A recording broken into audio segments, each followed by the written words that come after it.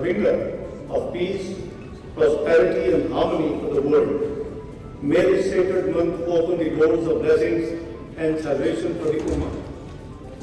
I would like to express my profound appreciation and thanks to the Kingdom of Saudi Arabia under the sagacious leadership of the custodian of the two holy mosques, His Majesty King Salman bin Abdulaziz Al Saud, His Royal Highness Crown Prince and Prime Minister of Saudi Arabia Mohammed bin Salman bin Abdulaziz Al Saud, and His Highness Prince Faisal bin Farhan Al Saud, the Minister of Foreign Affairs, for hosting this crucial meeting at a moment of profound urgency for the Muslim Ummah. Excellencies, we also commend the OIC Secretary General and the Secretariat for their swift action in convening us today to address the catastrophic situation confronting our Palestinian brothers and sisters. We meet today as Gaza endures one of the darkest chapters in its history. More than 48,000 innocent Palestinians, mostly women and children, have been killed mercilessly. The entire fabric of Gaza's society has been torn apart, with more than 90% of its infrastructure, including homes, schools, hospitals, businesses and places of worship, reduced to rubble. This is not destruction, it is an assault on an entire people's existence. The scale of suffering is beyond condemnation. It demands immediate, decisive and united action from the Muslim Ummah. After 17 months of relentless killing and devastation, the ceasefire facilitated by Egypt, Qatar and the United States offers a glimmer of hope. Pakistan welcomes this agreement and commends the mediators. Yet, we must not mistake this pause in violence as the arrival of peace. The situation remains precarious and fragile. The uncertainty surrounding the implementation of the agreement underscores the urgency for a permanent and just peace. Excellencies, while we speak today, our Palestinian brothers and sisters are yet again facing horror of death and despair. The flow of humanitarian assistance into Gaza has once been halted.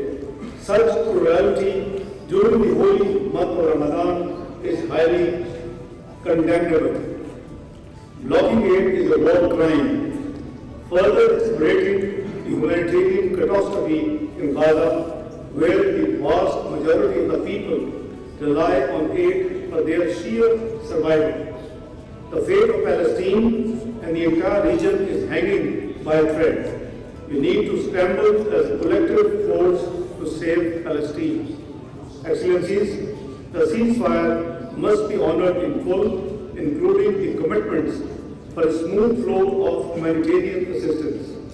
It must lead to the implementation of its 3 phases and the permanent cessation of hostilities in all occupied Palestinian territories, including the West Bank and East Jerusalem. Israel's eagerness to revive the war and to resume its campaign of violence must be thwarted with a united resolve. Excellencies, peace cannot be sustainable as long as actions by Israel in the occupied West Bank continue. Military raids, settler violence, and illegal land annexations intensify with every passing day. These are not isolated incidents, but part of a deliberate strategy to erase Palestinian identity from its homeland. It is ethnic cleansing in real time. Excellencies, the international humanitarian law remains under brazen assault in the occupied Palestinian territory. This must stop. Israel must be held accountable for its serious violations and grave breaches, for its willful and wanton disregard of international humanitarian law. The UNRWA last year mandated the convening of a conference of high contracting parties to the 4th Geneva Convention. We regret that contrary to our expectations, the conference of high contracting parties could not take place in Geneva and deliver on its mandate. Excellencies, the Muslim Ummah must take it unequivocally clear. Any attempt to forcibly relocate the Palestinian people, whether from Gaza or the West Bank, is ethnic cleansing and a war crime under international law. The OIC must categorically reject any proposal that seeks to eject the Palestinians from their own homeland. No external force has the right to dictate their future to the Palestinians. They must determine their own future through an exercise of self-determination. The OIC must stand united against any sinister agenda aimed at altering the demography of the occupied Palestinian territories. Excellencies, we also strongly condemn the arrogant statement by the Israeli Prime Minister suggesting that the Palestinian state be established in Saudi Arabia. This is an insult to the entire Muslim Ummah. Pakistan expresses its full solidarity with the Kingdom of Saudi Arabia and commends its steadfast support for the Palestinian issue. Excellencies, this is a defining moment for the Muslim Ummah. History will not judge us by our words, but by our actions. The Palestinian people do not seek statements of sympathy. They need concrete measures to end their suffering and secure their liberation from Israeli occupation. The OIC must rise to this challenge with unity, resolve, and purpose. Another Nakba cannot be and must not be allowed to happen. Excellencies, to move beyond the perpetual cycle of violence and destruction in the occupied Palestinian territory, Pakistan recommends the following urgent and decisive steps. First, the full and immediate implementation of the 3 phases of the ceasefire agreement. This includes a permanent cessation of hostilities, the complete withdrawal of Israeli forces from Gaza, unrestricted humanitarian access, and a comprehensive reconstruction plan.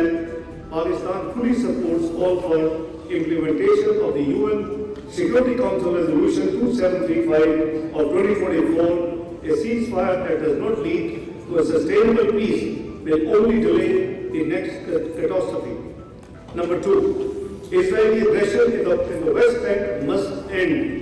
The destruction of refugee camps in Jenin, Tulkarem, Nur al-Shams and Al-Fara mirrors the devastation in Gaza.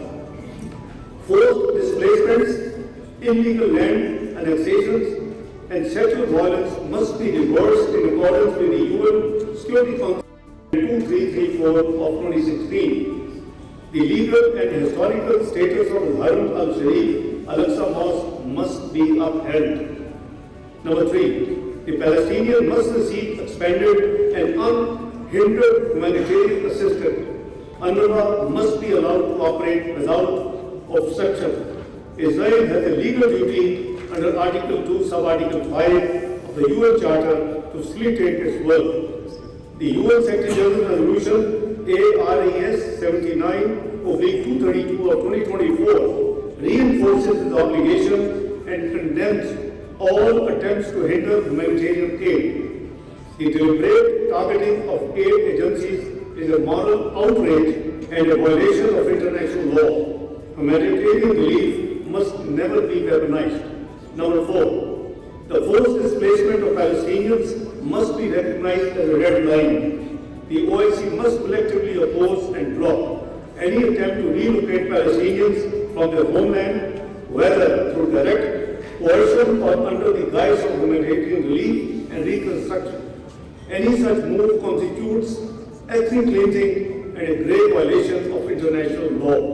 Number 5, we must ensure the revival of a credible and irreversible political process toward a two-state solution and the establishment of an independent, sovereign Palestinian state within pre-1967 borders with Al-Quds al-Sharif as its capital.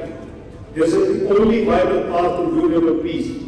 The OIC must mobilize its collective influence to press for the recognition of the state of Palestine as a full member of the United Nations.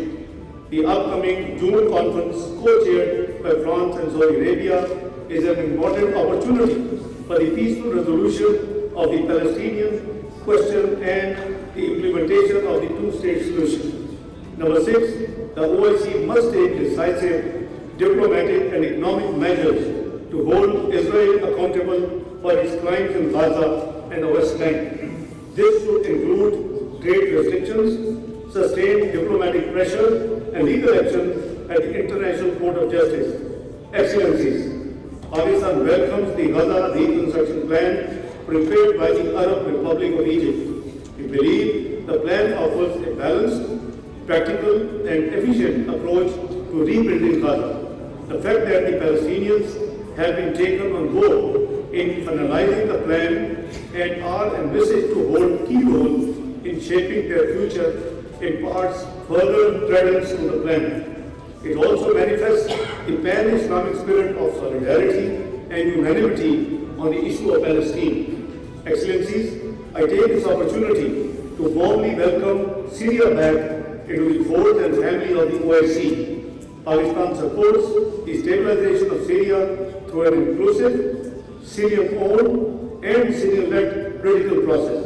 We are committed to upholding Syria's unity, sovereignty, and territorial integrity, and hope that Syria plays its role as an active part of the OIC fraternity. Excellencies, Pakistan remains steadfast in the commitment to the Palestinian cause. As an elected member of the UN Security Council for the years 2025 and 2026, Pakistan will continue to work with the OIC and Arab partners to mobilize global support for the Palestinian right to self-determination, justice, and peace. The OIC must act with urgency and determination. Freedom and justice for Palestine cannot be delayed any longer.